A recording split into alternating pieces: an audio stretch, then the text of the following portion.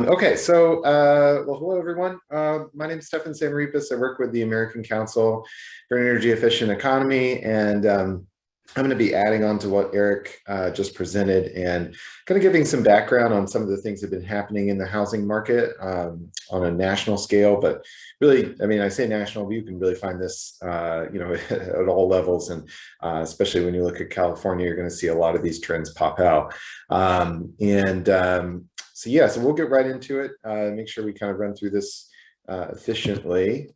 If you're not familiar with us, so again, I said I work for the American Council for an Energy Efficient Economy. We're a national nonprofit organization. We focus on research and kind of cover all things energy efficiency. I'm part of one of our policy teams that looks at policies and programs at the local, state, federal level. We also have teams, though, that look at, get down into the details of energy efficient technologies, systems, thinking like the transportation system, for example. So, yeah, we really run the gambit of efficiency research.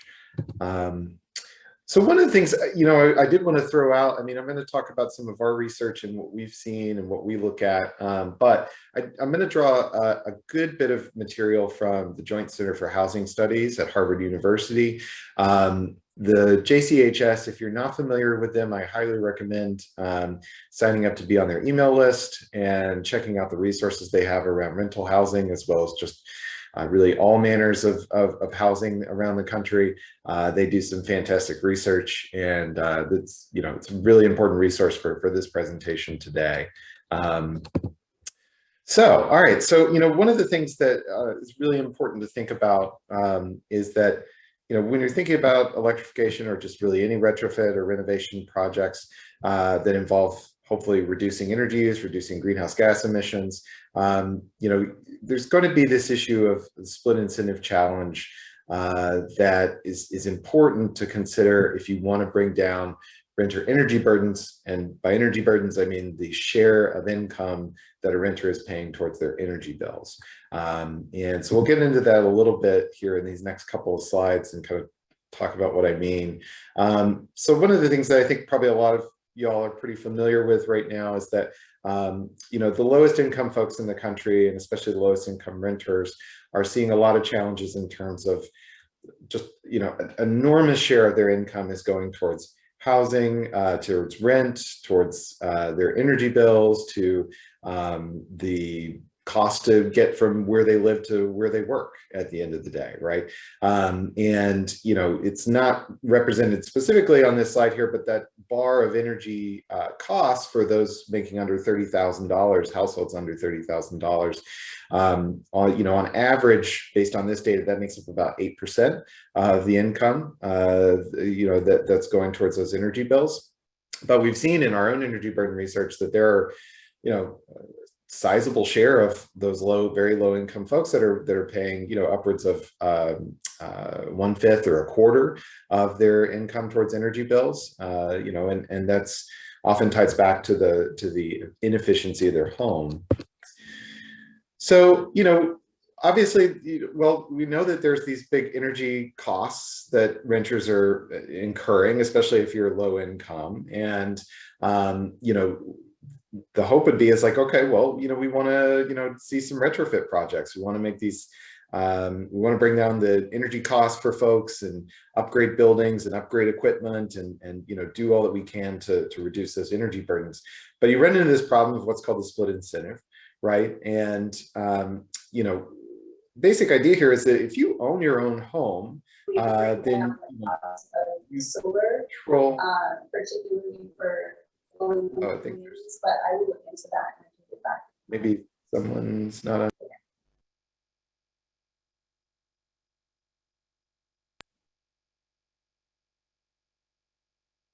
Sure, what's going on? Can you hear me okay? Yeah, we can hear you fine. I'm not sure what was going on either. Yeah. Yeah, don't know. Okay, sorry about that, everyone.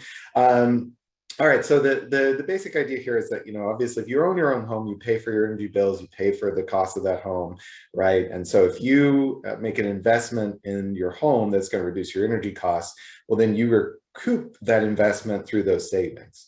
But it's a little bit more complicated with rental properties, because in some cases, you've got a situation where the owner of a property is paying for all those utility costs.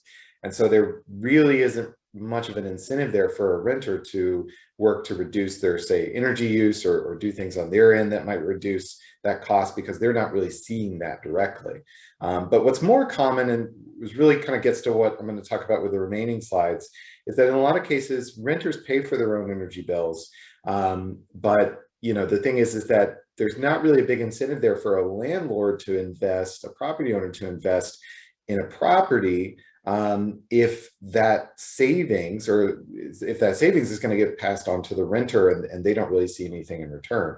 And this is a real, financing barrier. I mean, if you take out a loan, let's say, to get this retrofit done, you need to pay it back with something. And so, short of not seeing those energy cost savings, that may lead to, say, a landlord upping the rent to, recoup that investment, right? So that's where you run into some of the issues that Eric was talking about. So one of the things that, I wanted to highlight in this conversation was that there are some very big challenges that have been posed to especially, landlords in particular. So I talked about that whole split incentive dynamic just a second ago. But what I want to get across is that there are specific recent developments that have made it very difficult, even more difficult for many landlords that have energy inefficient properties to make improvements. And so we'll kind of walk through sort of what has happened, right? So I think a lot of folks are pretty aware when the pandemic came along, there was all this activity at the federal level and some at the state level to make sure that that folks could stay in their home even if they saw a drop in their income because of a pause in work or a loss of job or what have you, right? And so we had this combination of all this assistance that was coming out that was benefiting renters, but also you had all this assistance that was coming out that was benefiting renters, but then you also had these eviction moratoriums that made it so that property owners weren't evicting folks from their home. The reality is, though, is that for most renters, most renters weren't really seeing a lot of that assistance at the end of the day. There was a big movement to get a lot of those dollars out the door. Some of that moved faster than in some places than other places. But the reality is that ultimately there was still a big chunk of folks that were not getting assistance as a result of those programs. But we did see a big drop in eviction filings. And that's largely owed to the eviction moratorium that was put in place throughout 2020, most of 2020, and then into first 3 quarters of 2021 before it was thrown out by the Supreme Court. And so, it did make a difference having that moratorium in place. But one of the things that created, because there were a lot of renters that weren't getting assistance and maybe didn't have the income to make their rent at the end of the day, but weren't moving out of their homes, that meant that there was a big drop in rental income for those property owners that own those properties. And so, we have some research from 2020, looking at 2020 versus 2019, that shows that this was the case, right? If you look, especially here on the right-hand side of this graphic, you can see that especially those owners that maybe only owned a few units, a few rental units, they could see in some cases up to 50% or more of their rental income dropping off, right? And that's really important to think about, because a lot of times the unsubsidized affordable housing that we have out in this country, it's a lot of mom and pop owners. It's a lot of folks that only have a few units, and so those folks were in many cases in a position to really suffer some big drops in their rental income. And so how did folks respond? Well, you know, one of the big things that you saw a jump in was that a lot of landlords deferred maintenance. They weren't really thinking about, and they weren't really in a position to think about, you know, making all these upgrades or improvements to a property, or, you know, doing maintenance work on some of the equipment that was already there. And that jumped by as much as 6 times what it was in 2019. Other folks were thinking seriously about, you know, selling the property, right? And that can be, you know, while that might, through that sale, maybe leads to, you know, some sort of project where someone comes in and renovates.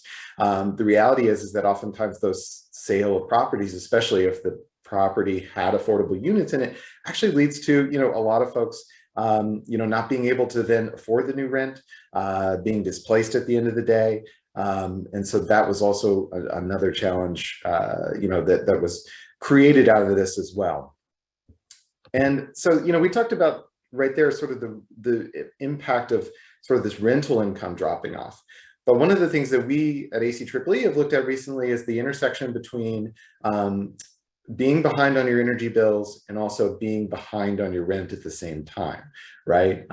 There's these twin challenges for a lot of renters out there, for 1/3 of renters, where they're behind on their energy bills in the last year or so. And as I'll show you in a second, a lot of those renters are also behind on their rent at the same time. So, you know, and one thing I did want to just quickly point out here, even if you were paying your energy bills over the past year or so, and, you know, looking at into 2021 is specifically on this chart here, a lot of those folks that were on the lower income side were making big sacrifices to do that, right? They were cutting back on costs for food, for medicine, for other essentials to make ends meet and make sure they could pay their energy bills at the end of the month. But for those that were behind on their rent, or excuse me, behind on their energy bills, not surprising again, you see that a big chunk of the folks that were behind, that were low income, were also behind on their energy bills in the last year or so. This also extends, I think, probably not surprising to a lot of folks, that people of color, particularly Black and Hispanic households, were also likely to be very behind on energy bills. And what this means is that, again, you know, as I pointed out in the sort of the section header slide, is that, you know, for a lot of folks that were behind on their energy bills, they were also behind on their rent, and especially those that were really behind on their energy bills, right? If you were struggling to pay an energy bill just about every month of the past year or so, then, you know, there was a pretty good chance that you were also behind on rent, right? And so what that creates is this dynamic where, you know, you have households that are behind on their energy bills really benefit from having retrofit energy efficiency kind of projects coming in and happening so that those bills could get lowered.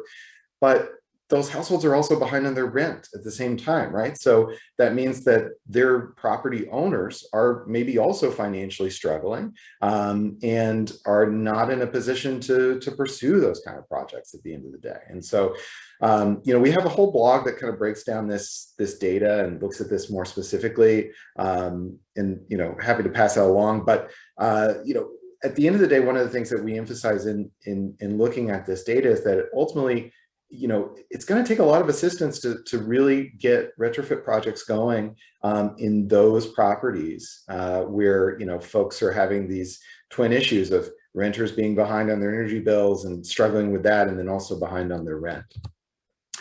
So that is it for me. I will just note, I think you'll get a copy of these slides. There are some slides at the end here that just talk about some of the more specific rental affordability challenges, some of the climate challenges that are facing rental properties at the same time. But and I'm happy to go into that if anyone has questions, but I will stop there for now.